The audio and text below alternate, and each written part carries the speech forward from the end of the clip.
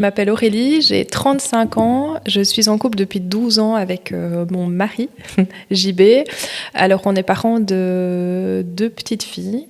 On a Jade, notre première petite poupée qui a 9 ans, et Ellie, une deuxième petite canaille qui a 5 ans. Vous écoutez Réunion de parents, un podcast de Parentia spécialement conçu pour les parents et futurs parents en quête d'information, de soutien et d'authenticité. La parentalité est un voyage à la fois universel et unique où chaque famille écrit sa propre histoire. Je m'appelle Fanny et je suis curieuse de savoir comment ça se passe vraiment dans d'autres familles. C'est pourquoi je m'invite chez eux, partout en Belgique, pour une réunion de parents. Aujourd'hui, j'ai réunion de parents avec Aurélie, une maman au parcours poignant. Confrontée à un prolapsus de stade 4 ou extériorisation des organes, une condition encore trop méconnue et bien plus fréquente qu'on ne le pense, Aurélie doit apprendre à accepter cette nouvelle réalité. Avec courage et résilience, elle partage son chemin, ses doutes, son sentiment de culpabilité envers son mari de ne pas pouvoir envisager une dernière grossesse, ainsi que les défis qu'elle surmonte au quotidien. Je vous laisse découvrir son histoire.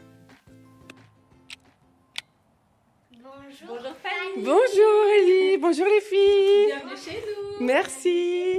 Ellie, tu dis bonjour. Bonjour Ellie. Donc Ellie, c'est la plus petite. Ouais, c'est ça. Salut tout à Ellie. fait. Tu dis bonjour. Tu veux dire bonjour? Tu fais la télé. Bonjour Ouais. Jade. Bonjour Fanny.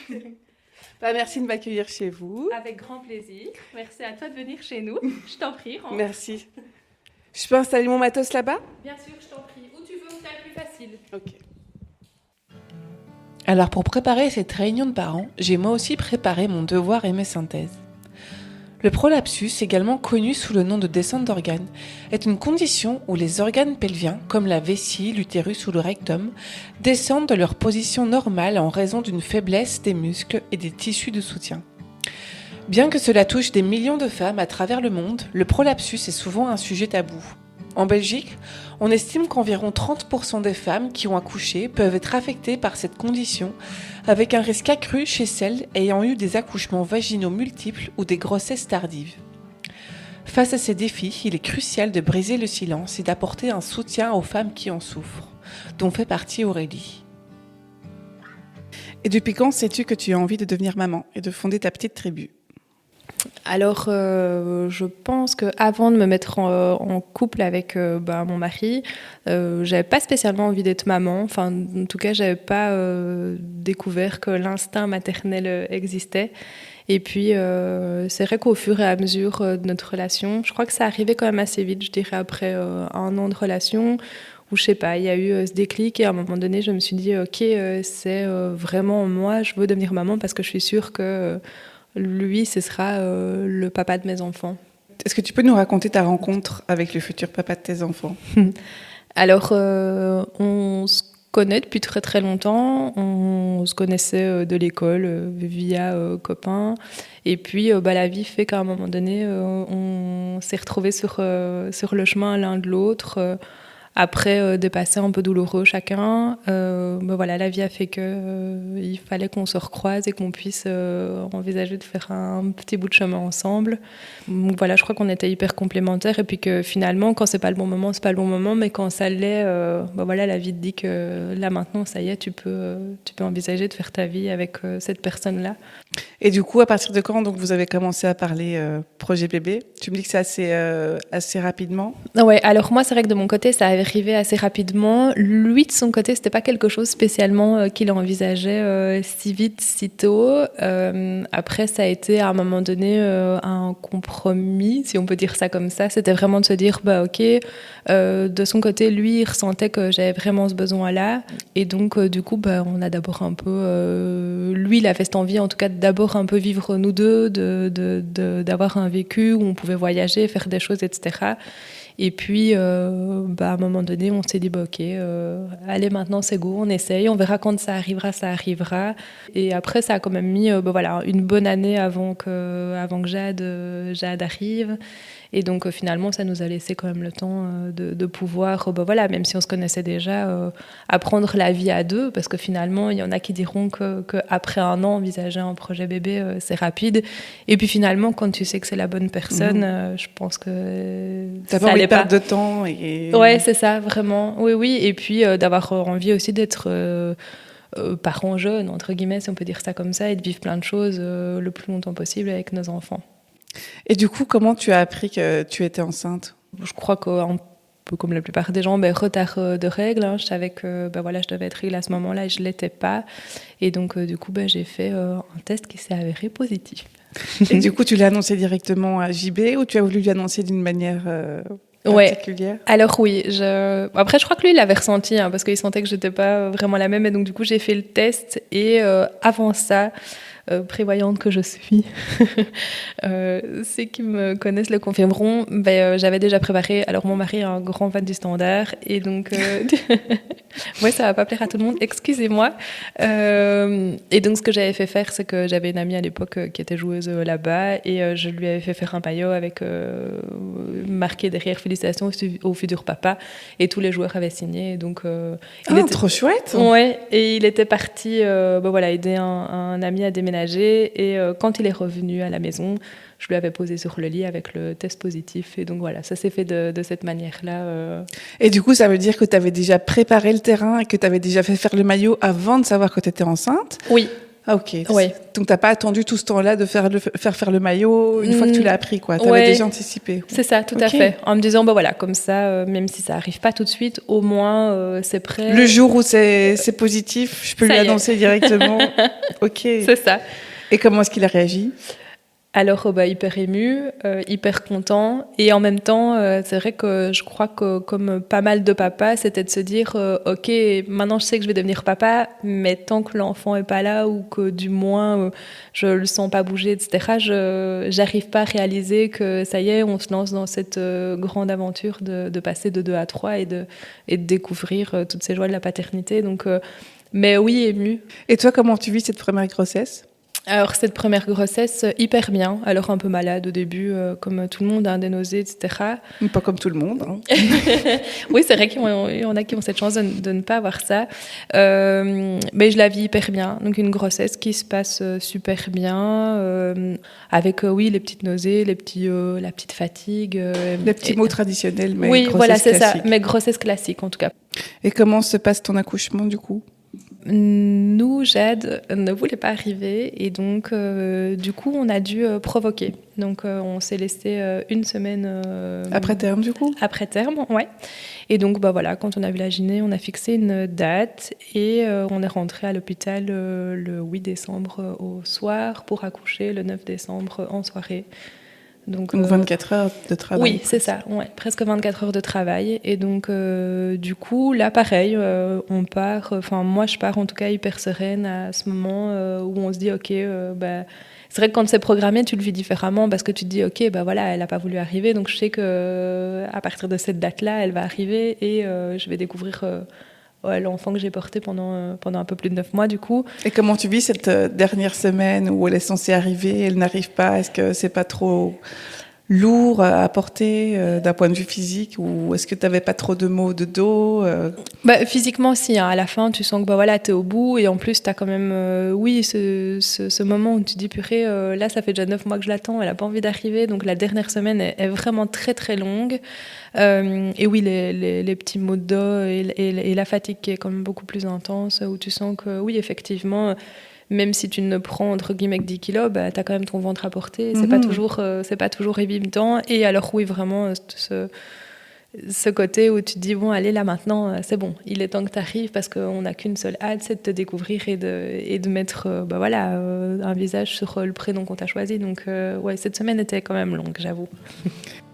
Si bébé ne se décide pas à sortir et que vous arrivez à terme, en Belgique, on parle de 41 semaines de grossesse, un suivi plus rapproché est mis en place.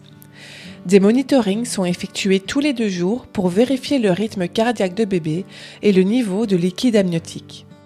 Si tout va bien, on laisse généralement la nature faire son travail. Mais en cas de dépassement, le déclenchement est souvent envisagé autour de 41 semaines et 3 jours. Ce déclenchement peut se faire soit avec des perfusions d'ocytocine ou via la rupture de la poche des os, selon votre état et celui de bébé, toujours en concertation avec votre gynécologue. Heureusement, nul besoin d'attendre d'être à terme pour demander votre prime de naissance sur parentia.be. Et le déclenchement, tout s'est passé comme sur des roulettes ? Alors le déclenchement s'est passé plus ou moins correctement. Donc au début c'est juste pour le moment de la péridurale. Donc là nous on a dû la réinjecter plusieurs fois parce qu'à chaque fois on avait le côté droit qui se réveillait puis le côté gauche. Et donc voilà, on a dû c'est vrai qu'à chaque fois que je me mettais d'un côté, le côté opposé se réveillait. Et donc on a dû quand même refaire quelques fois réinjecter. Donc tu avais quoi, la moitié de ton ventre qui se réveillait ? En fait si tu veux, donc on faisait la péri, ouais c'est ça. Et puis tu avais à un moment donné, quand tu te posais du côté gauche, tu avais des douleurs qui se réveillaient du côté droit et puis vice-versa. Donc c'est vrai que c'était assez impressionnant que ça se réveille à chaque fois. Et d'avoir mal d'un côté surtout. Oui, c'est ça, d'un côté puis de l'autre. Enfin, c'était très perturbant. Après, voilà, quand c'est ton premier, tu connais rien. Donc du coup, tu fais confiance et tu te dis, ok, de toute façon, ils trouveront bien une solution à un moment donné. Mais voilà, après, sinon, oui, l'accouchement se passe plutôt bien jusqu'au moment où ça durait quand même assez longtemps. Et puis à un moment donné, voilà, on a vu que la tête de la gyné changeait un peu. J'ai vu sur le visage de JB que lui il se tracassait parce que toi évidemment tu vis pas les choses de la même façon, tu suis un peu ce qu'on te dit puis t'es un peu dans ta bulle aussi. Et donc du coup là voilà un petit coup de stress parce que Jade était plus trop bien là où elle était. Et donc il était temps qu'elle sorte. Ouais, il était vraiment temps qu'elle sorte. Et donc, du coup, là, c'était 2 solutions. On commence par utiliser les forceps. Comme ça, on se dit, OK, c'est voix basse jusqu'au bout et c'est de manière naturelle. Et donc, du coup, là, les forceps, c'est vrai que c'est un peu barbare pour son mari qui voit la scène. C'est vrai que, je ne sais pas s'il s'en remettrait encore aujourd'hui. mais donc, du coup, oui, voilà, la gyné a dit qu'elle essayait ça. Et c'est vrai que, voilà, elle a réussi à la sortir finalement. Mais c'est assez impressionnant comme scène. Oui, vraiment. Et puis c'est vrai que ma gyné à l'époque avait mis les 2 pieds sur la table, elle tirait avec les forceps. J'avais l'impression qu'on était à la boucherie. Mais c'est vraiment ça. Mais de toute façon, c'était ça ou la césarienne. Donc on s'est dit, ok, au moins on teste de manière naturelle jusqu'au bout. Et donc du coup, voilà, j'ai pu la sentir passer, sortir, etc. Donc c'était cool. Et toi, comment tu te sens du coup après l'accouchement ? Alors, c'est vrai que donc pour Jade, tout s'est bien passé, mais moi, après l'accouchement, pas génial. Donc, dû au forceps, c'est vrai que je perds quand même beaucoup de sang. Et donc, du coup, je fais un malaise. Tu perds connaissance ? Ouais. Et donc, je suis vraiment pas bien. Et donc, après cet accouchement-là, c'est vrai que c'est vraiment JB qui a dû prendre le relais. Okay. C'est vrai que c'est une rencontre qui est magique, mais en même temps, c'est vrai que de pas vivre à 100% tous les premiers moments, c'est un peu difficile. Mais en même temps, voilà, j'étais pas en état de me lever. Pour JB, ça a dû être super effrayant aussi de te voir perdre connaissance comme ça, avec plein de sang. Oui, c'est ça. Alors lui, c'est vrai qu'il disait, c'était ce moment partagé aussi de se dire, tu rencontres ton premier enfant et c'est vraiment hyper magique parce que c'est vrai que quand c'est ton premier, effectivement, tu découvres tout et puis tu t'émerveilles de chaque petite seconde. Et en même temps, voir ta compagne qui est vraiment pas bien du tout, c'est pas facile à gérer. Mais la priorité, de toute façon, on s'était toujours dit que c'était Jade. Et puis voilà, après, il a pris soin de nous 2 comme il pouvait, mais il était partagé entre me voir pas bien et voir Jade qui était en super forme. Et puis de toute façon, je crois que dans ces moments-là, c'est ton enfant qui compte. Et puis toi, après, tu te remets comme tu peux. Mais, c'est quand même important d'avoir une maman en forme. Oui, c'est vrai. Mais du coup, quand tu perds connaissance, tu te réveilles en salle d'accouchement ou tu te réveilles à quel moment ? Oui, alors en salle d'accouchement. Donc c'est un petit malaise et donc après c'est vrai que tout se passe à la salle d'accouchement puis après on nous remonte en chambre parce que après ça va un petit peu mieux mais pas au point de pouvoir me relever et remarcher correctement. Okay. Et l'équipe médicale a l'air inquiète de ton malaise ? Non, franchement, ils disent voilà, après c'est dû vraiment à la perte de sang puis à la fatigue aussi vu qu'on était rentrés à 18h la veille et on a accouché à 18h, enfin j'ai accouché à intense, 18h43. pendant 24 heures. C'est ça. Puis on le sait, on mange pas grand-chose. Donc voilà, c'était vraiment le mélange, je crois, de la fatigue et puis de cette perte de sang importante qui fait qu'à un moment donné, t'es vraiment KO et t'es au bout du bout. Donc je pense que voilà, le contexte a fait que...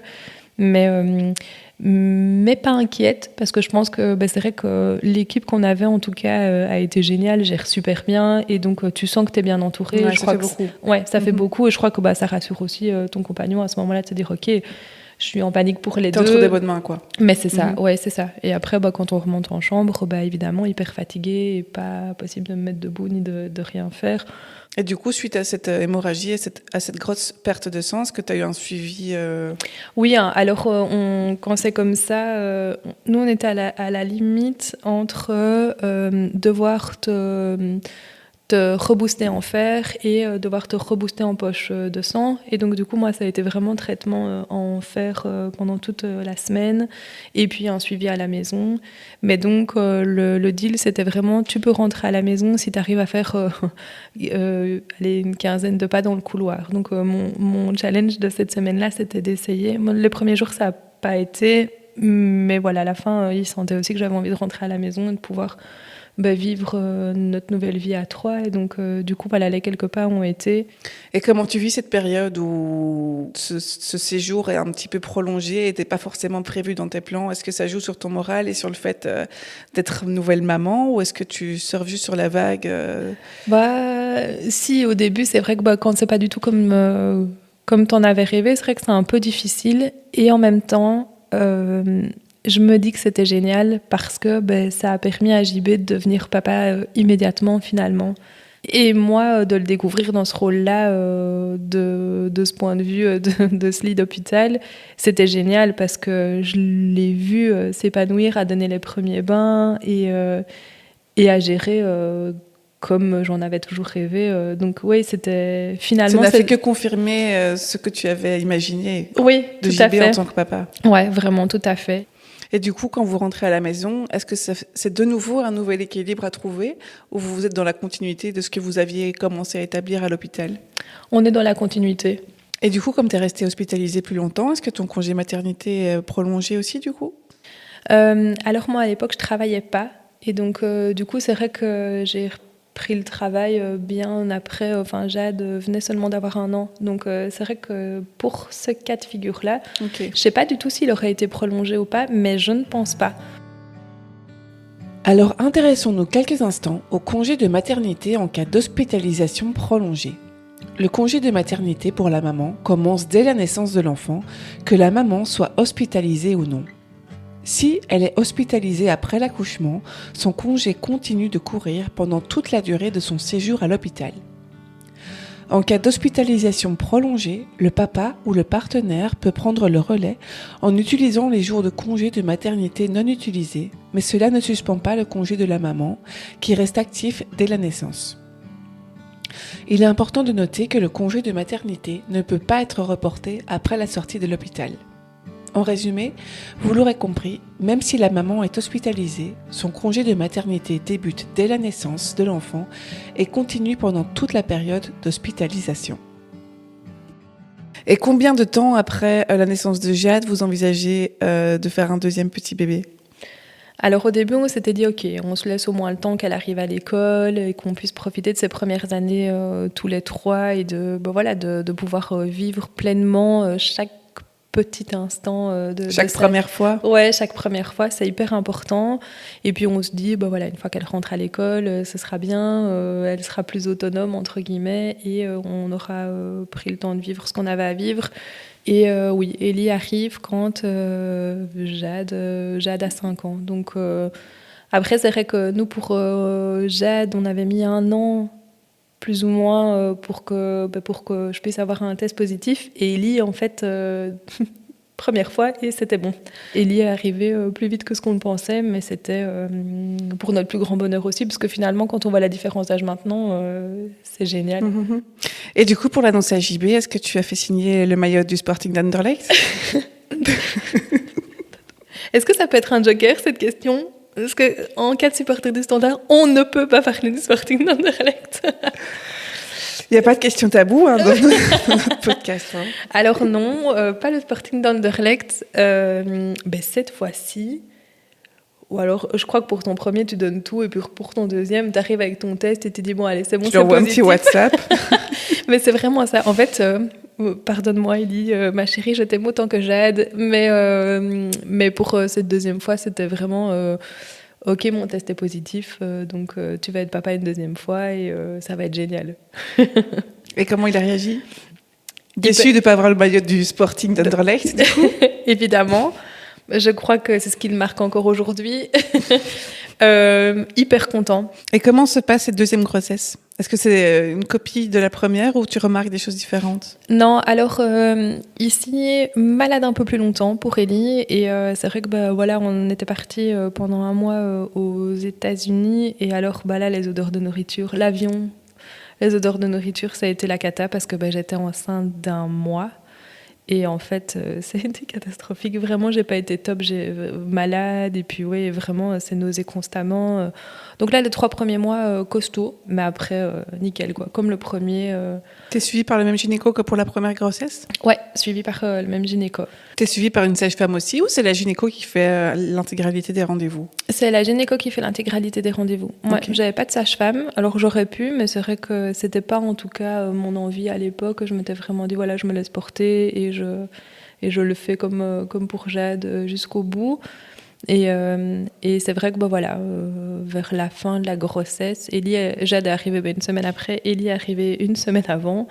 Et donc, Yes, donc il n'a pas fallu la déclencher. génial, ouais, vraiment ça. Je me lave pour un rendez-vous monito et puis j'étais dans la salle de bain, Jade arrive et puis elle me dit maman, t'es en train de te faire pipi dessus. Je dis ah non ma biche, aujourd'hui t'es grande sœur. J'avais perdu les os à la maison. Donc on est parti à l'hôpital et tout s'est passé super bien. Comme quoi, un accouchement n'est vraiment pas l'autre. Non, vraiment. Et c'est vrai que j'avais quand même pas mal d'amis qui m'avaient dit, tiens, avec l'accouchement que tu avais eu pour Jade, qui n'avait pas été génial et tout, comment est-ce que tu arrives à envisager un deuxième?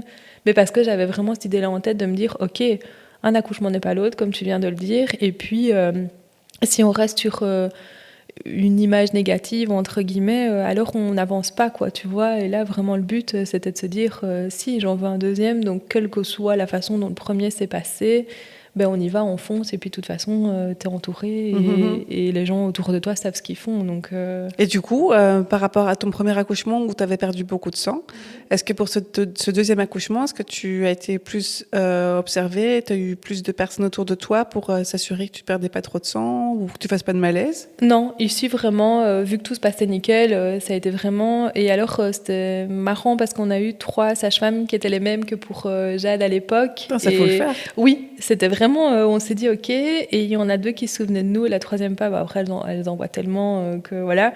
Mais donc, du coup, tu te dis, c'est génial, quoi, c'est le destin, elles te connaissent, entre guillemets, enfin, en tout cas, pour la première, tu sais que même quand t'as pas été top, ça a géré. Donc ici, il peut se passer ce que tu veux. De toute façon, tu sais que t'es en de bonnes mains.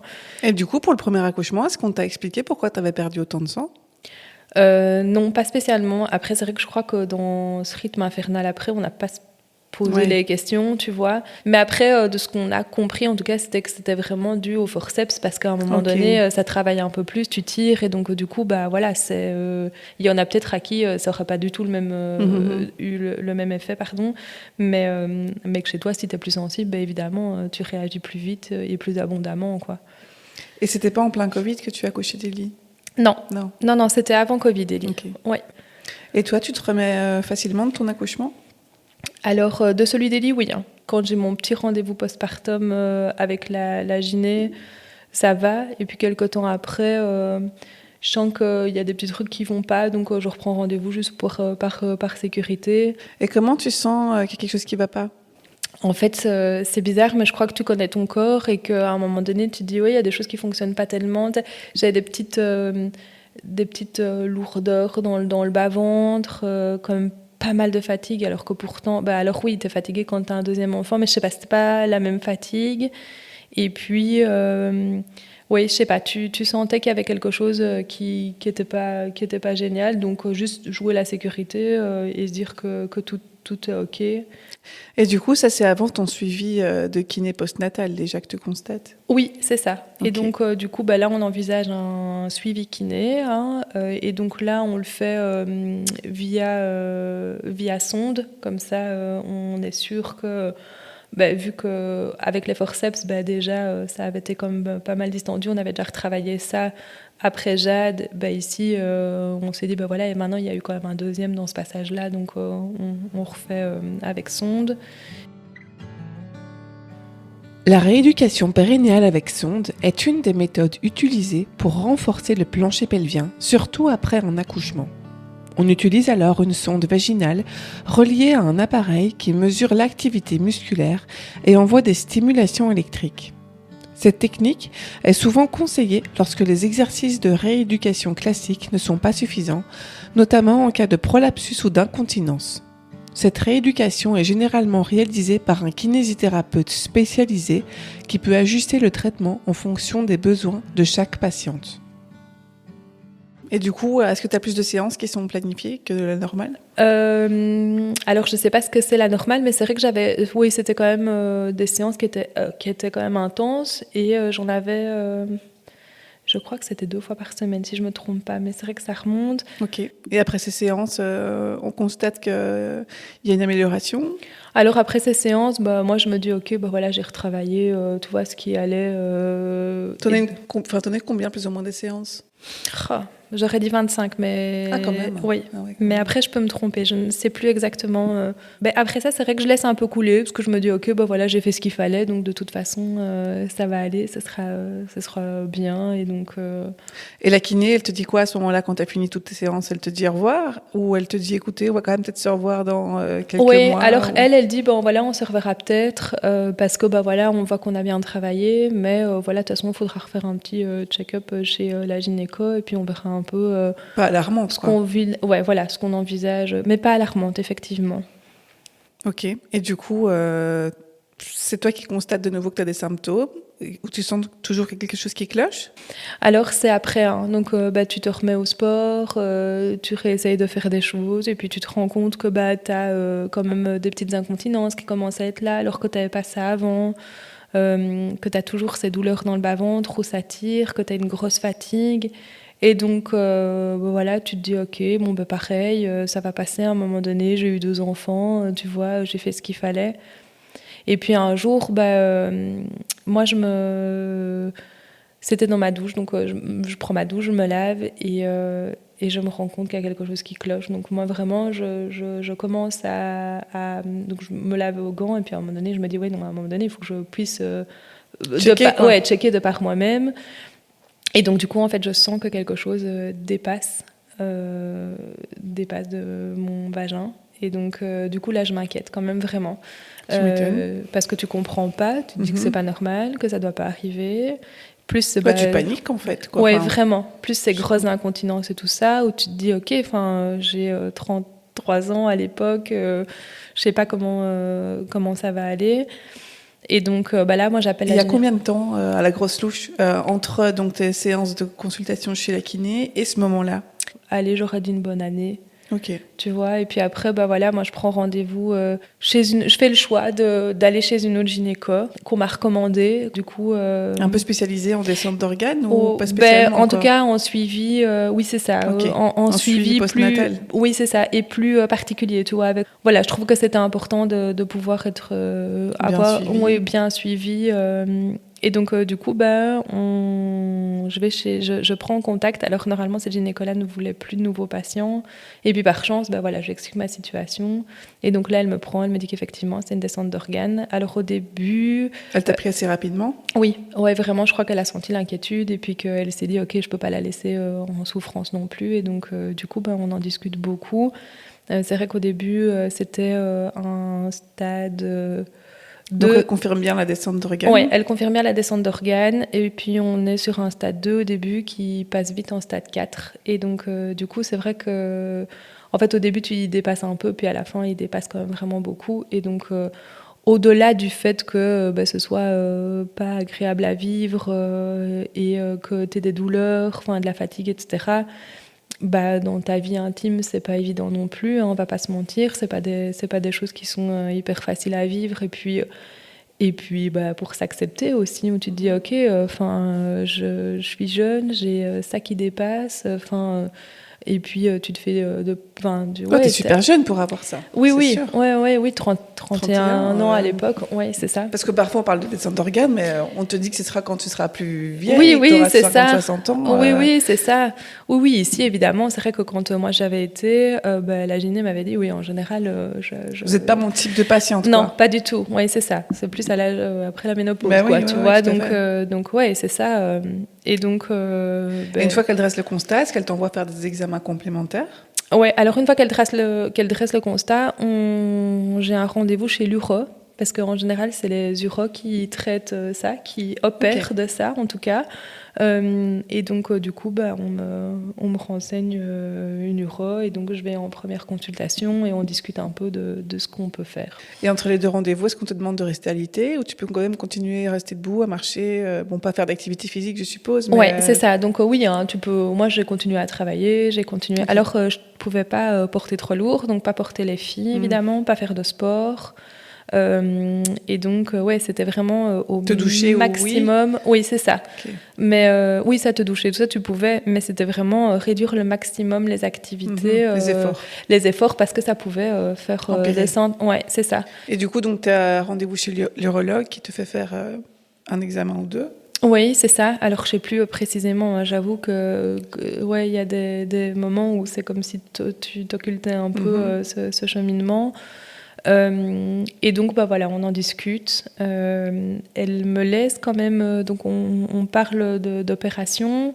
Elle te propose plusieurs solutions? Elle propose plusieurs solutions. Ouais. Dans un premier temps, on propose de mettre un espèce de petit PCR, tu vois, pour essayer de maintenir l'utérus à un maximum.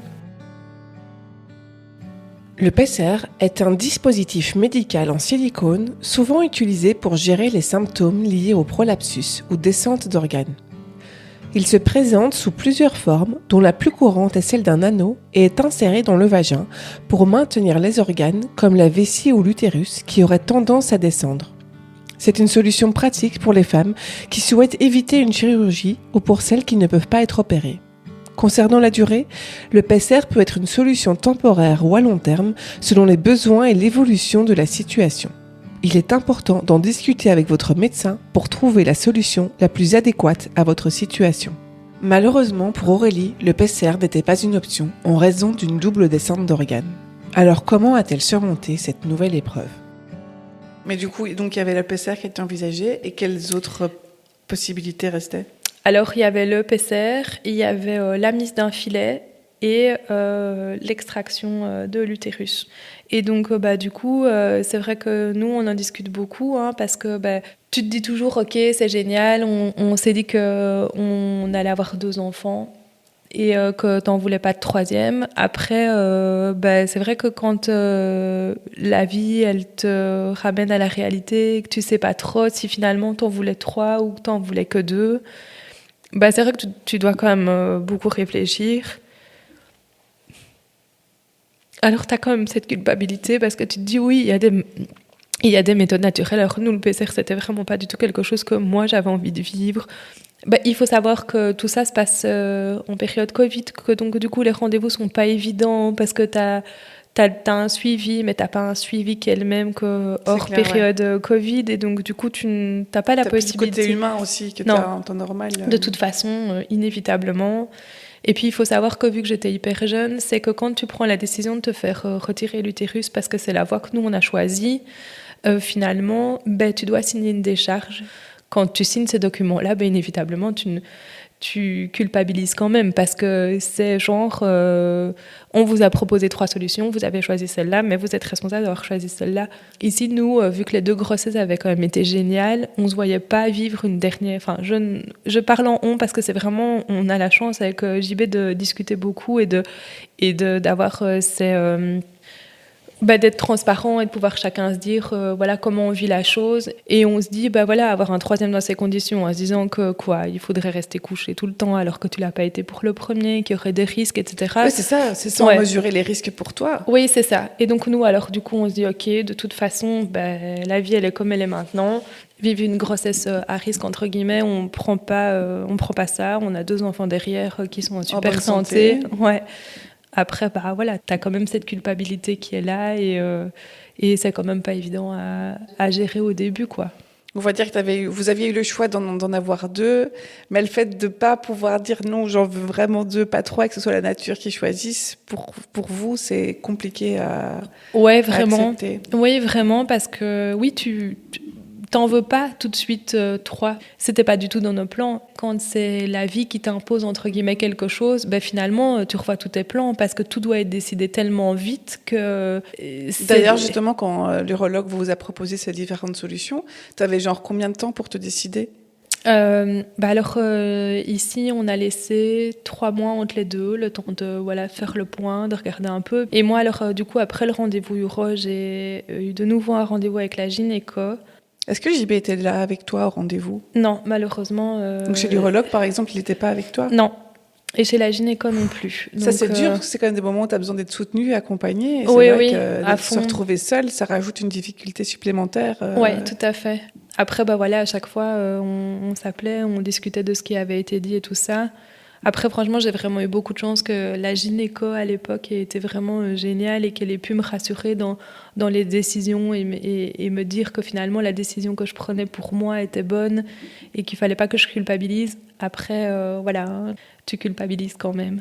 Ce qui est difficile aussi, c'est de te dire que tu priverais la personne que t'aimes d'éventuellement être papa une 3e fois et que donc du coup tu dois faire un peu ton deuil pour 2 quoi si tu veux. Donc c'est vrai que tu as ce poids-là sur les épaules et pour toi, mais toi tu feras ton chemin avec ça et pour l'autre quoi. Alors qu'avoir une femme en bonne santé et 2 enfants qui pètent la forme, c'est super important. Oui, lui, c'est comme ça qu'il l'a justifié, hein, évidemment. Lui, il me disait, tu passes avant tout le reste, et on a 2 merveilleuses filles, et c'est très bien comme ça me convient bien. J'aurais jamais de petits gamins qui jouent au foot dans le jardin, mais on n'aurait pas été sûr qu'un 3e non plus. Donc, il dit 3 filles à la maison, 4. Ça j'aurais plus rien à dire. Donc, finalement, c'était très bien comme ça. Et à l'époque, lui, il a pu me rassurer en disant, de toute façon, on se concentre sur toi, il n'y a que toi qui compte, et le reste passe après. Donc... Et du coup, l'urologue vous a laissé la possibilité de vous dire, tiens, est-ce que je peux rester dans cet état-là ? Ou ça, c'était un refus catégorique ? Alors, rester dans cet état-là, non. Mais c'est vrai qu'autour de moi, en tout cas, le kiné, etc., avait dit que c'était quand même, à un moment donné, si c'est pour le perdre de façon brutale, ça n'a aucun intérêt.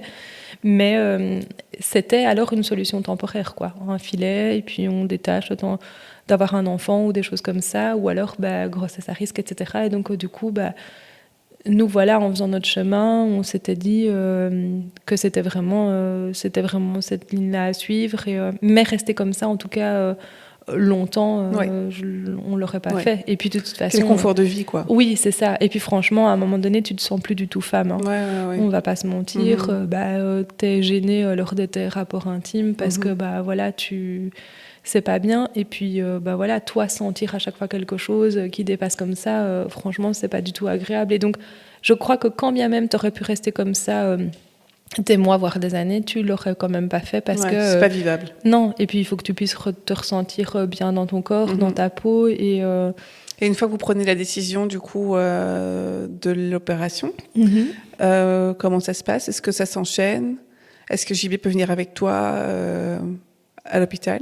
Alors, ça se passe en période Covid, donc c'est hyper difficile parce que même si j'avais pris une chambre particulière, JB n'a pas pu venir avec moi. Avec un test PCR négatif, il n'aurait pas pu rester avec toi non plus ? Non, parce qu'on avait demandé, et en plus, vu que c'était une chambre particulière, on s'était dit, ok, de toute façon, il n'y a personne avec nous, donc pourquoi refuser ? Mais c'était hyper strict. Je trouve vraiment que les hospitalisations en période Covid ont été hyper difficiles. Enfin, en tout cas, moi, ça a été... on s'était dit, punaise, c'est un chemin qu'on doit faire à 2, c'est un deuil qu'on fait à 2, on a toujours fait tout à 2, et donc je ne vois pas pourquoi on nous refuse ça. Et tu te sens soutenue par l'équipe médicale ou c'est aussi très froid ? C'est compliqué parce que t'arrives, moi déjà je suis avec ma lettre qui dit que de moi-même j'ai décidé de retirer l'utérus et donc du coup cette lettre signée, donc c'est déjà pas génial. Et puis tu sens un peu que c'est la reprise des interventions, etc. Pendant cette période Covid, donc c'est que tout va un peu vite si tu veux. Ils ont beaucoup de retard à récupérer et du coup ils n'ont pas le temps. Ouais, c'est ça. Après, voilà, je pense qu'ils font tous du mieux qu'ils peuvent et voilà, ça a été hard aussi, on le sait tous et donc voilà, mais je crois qu'à refaire, si je devais le faire maintenant, ça se passerait différemment. Enfin, je me sentirais sûrement mieux et puis plus prise en considération aussi que allez hop hop hop on y va, l'intervention est faite et voilà, mais peut-être parce que tu as fait ton petit bout de chemin aussi depuis. oui, c'est ça, oui. Mais c'est vrai que tout ça, c'est vraiment pas gai, quoi. Tu vois, parce que tu pars, t'es toute seule, tu reviens dans ta chambre, t'es toute seule. Le lendemain, ton mari peut venir te voir 1 heure et encore le soir. Tes enfants ne peuvent pas venir te voir. Ouais, puis tu te sens vulnérable aussi. C'est dans ces moments-là que tu as besoin de... Oui, t'as besoin de l'autre, quoi, vraiment. Et en fait, au-delà du fait que moi j'avais besoin de JB avait besoin de moi et JB avait besoin de sentir que tout avait été ok, quoi, tu vois. Et quand tu peux venir 1 heure par jour, c'est horrible. C'est court. T'es restée hospitalisée longtemps ? Ça a duré 3-4 jours, je crois. Après, je suis rentrée à la maison et le suivi s'est fait à la maison. Ok. Et d'un point de vue psychologique, donc c'était compliqué, ce que j'entends tout à fait. D'un point de vue physique, anatomique, est-ce que tu sentais une différence ? Tu avais mal de l'opération ou tu te sentais déjà mieux au niveau des gènes que tu avais dans le bas-ventre ? Alors, je me sentais... ça a été difficile, hein, parce que ça n'a pas très bien cicatrisé. Quand je suis rentrée au domicile, la cicatrice... Donc, j'ai eu 4 cicatrices dans le bas du ventre. La cicatrice où on avait extrait l'utérus cicatrisait vraiment pas bien, donc elle s'infectait, etc. Donc ça n'a pas été génial. Ça, ils avaient déjà vu quand ils t'ont laissé sortir ? Non. Et donc c'est vrai que j'en avais parlé aux infirmières qui me suivaient au domicile. Et donc il faut savoir, de nouveau, on ramène tout à cette période Covid, c'est que pour avoir un rendez-vous post-op en période Covid, c'est la galère. Enfin, franchement... Et donc, du coup, j'avais dû envoyer des photos par mail à l'assistant de l'URO qui donnait son constat par mail. Donc, enfin voilà, ça de nouveau, quoi. Tu te dis, ok, t'as juste... Par mail ? Oui. T'as juste besoin d'être prise en considération. Et puis finalement, ça, c'est hyper difficile aussi parce que tu te dis que t'as plus contact humain que t'as eu avant. Et que de pouvoir entendre de vive voix, c'est normal, évidemment. Ça va aller. Voilà, le suivi a pas été génial et de nouveau après ça, une fois que ça a pris le temps de cicatriser, tu te sens vide en fait. Moi où j'ai réalisé après, de toute façon au début, vu que la cicatrice pas bien, de toute façon t'es toujours ramené à cette intervention parce que tu regarderas systématiquement tes cicatrices et ça te ramènera toujours à ça. Mais une fois que tu n'as plus d'utérus, c'est vrai que moi, au début, j'avais l'impression d'avoir perdu toute ma féminité, de me sentir complètement vide. Enfin, c'était douloureux dans le sens où, oui, tu te dis, OK, j'ai plus rien. Alors que finalement... ça ne se résume pas à ça. Ça ne se résume pas à ça, effectivement. Mais oui, tu te dis juste que tu es vide et que tu sais toujours pas si tu as pris la bonne décision ou pas et que c'est pas évident au début. Mais c'est après où tu te dis, ok, là, évidemment, quand tu peux recommencer à avoir ta vie normale, tu te dis, c'est bon, j'ai plus rien qui dépasse, ça c'est déjà génial, tu vois, parce que ça c'était quand même hyper difficile à assumer. Et donc oui, tu te dis, bon, allez, ok, t'as beaucoup moins de pertes urinaires, donc ça c'est génial aussi. Donc tu apprends à savourer ces moments-là et à dire, bon, ok, je ne l'ai pas fait pour rien, je me sens quand même mieux maintenant, et donc c'était nécessaire, quoi. Oui, c'était pas de la chirurgie esthétique que tu as fait, c'était vraiment pour préparer. Donc, Oui. Après, voilà, c'est quand même pas toujours facile le après, quoi. Il y a le avant, il y a le pendant, et puis il y a le après. Il faut accepter. Oui, c'est ça. Et du coup, est-ce que tu décides de suivre une thérapie ou d'aller voir quelqu'un pour te permettre d'accepter cette décision plus facilement ?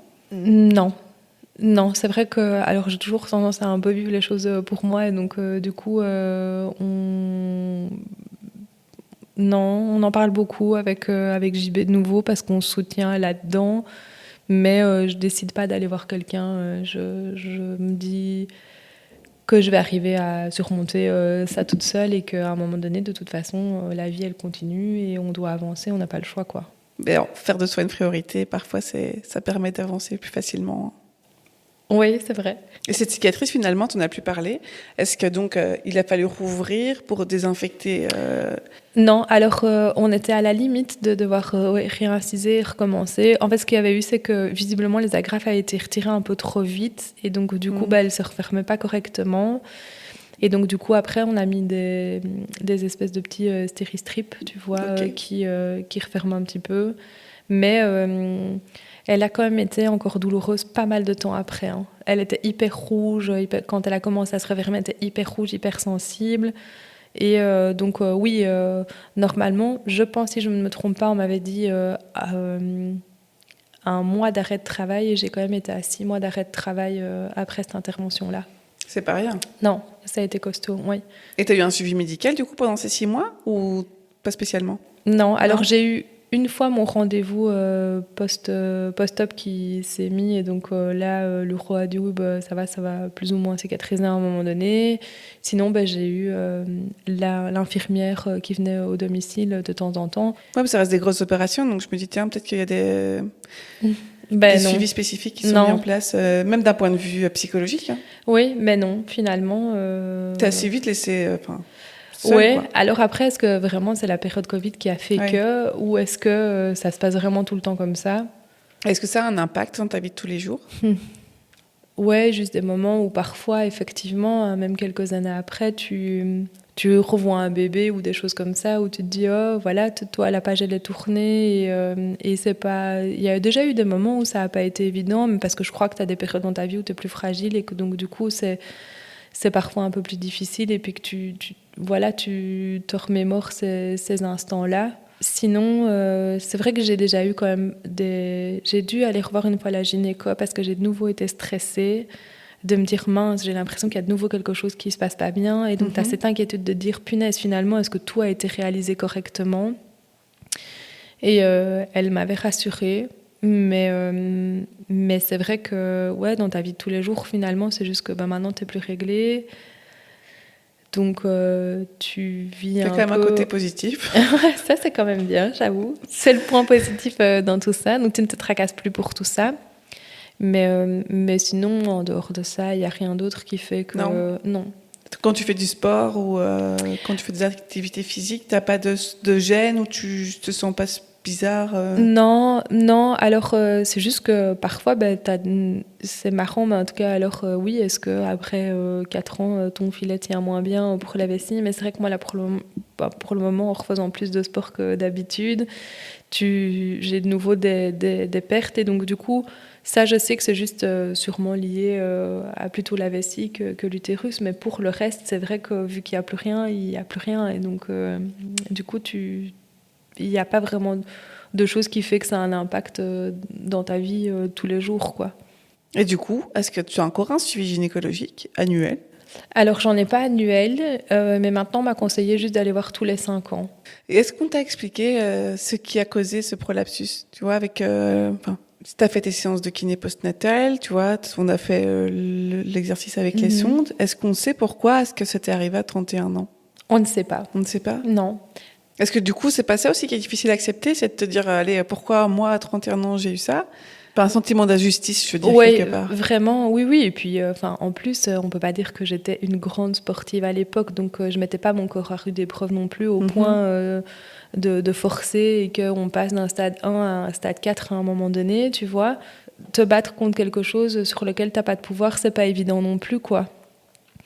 Et puis oui, vraiment, à chaque fois, comme je te dis, ce qui nous a permis à un moment donné de vivre ça plus facilement, entre guillemets, c'était de se dire, ok, on est entouré de gens qui ont malheureusement perdu un enfant ou qui n'ont pas eu la chance d'en avoir, et donc de se dire, ok, on est déjà gâtés, quoi.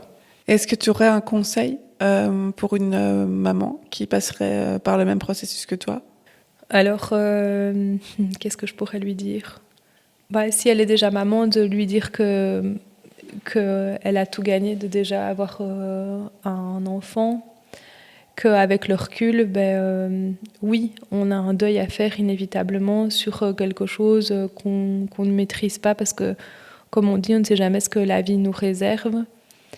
Je lui dirais d'être sûre de former une bonne équipe avec son mari ou son compagnon parce que c'est ce qui te tire vers le haut et c'est ce qui peut te permettre en moment de doute de te raccrocher et de te dire que finalement tu as pris la bonne décision pour toi, de choisir un bon gynéco, un bon uro qui va l'entourer, qui va l'encadrer, qui va prendre le temps de répondre à ses questions correctement. Oui, on ne peut pas dire que ce sera facile, on ne peut pas dire qu'il n'y aura pas de moment où ce sera pas compliqué, mais si c'est ce qui peut nous permettre après de courir dans le jardin avec nos enfants, de reprendre soin de soi, après de pouvoir porter ses enfants dans nos bras et tout ça, finalement c'est que c'était important de le faire aussi, quoi. Et j'ai une dernière question pour toi. Est-ce que tu as un message à transmettre à Jade et Ellie pour le jour où elles écouteront cet épisode? Que même si...